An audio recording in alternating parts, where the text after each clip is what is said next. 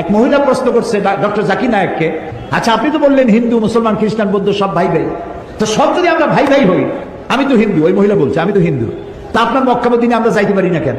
এটা কঠিন প্রশ্ন। আমি চিন্তা করলাম কি জবাব দেয়। আমার কাছেও জবাব আছে, কিন্তু উনি কি বলেন সেটা শোনা দরকার। উনি জবাব দিলেন, বোন আপনার বাড়ি কই? কই তো ইন্ডিয়া। জন্মস্থান কোথায়? এখানে। আমার জন্মস্থান এখানে।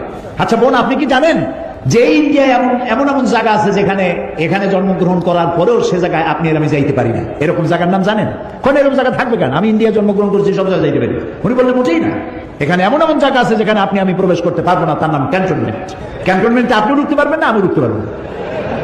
ক্যান্টনমেন্টে ঢুকবে যারা নিরাপত্তার দায়িত্বে, দেশ রক্ষার দায়িত্বে যারা আছে, যে কোনো মুহূর্তে ডাক দিয়ে পড়ে জান দেওয়ার জন্য, রক্ত দেওয়ার জন্য, জীবন দেওয়ার জন্য ঝাঁপায় পড়বে, সেসব সেনাবাহিনীর জন্যই ক্যান্টনমেন্ট তৈরি করা হবে।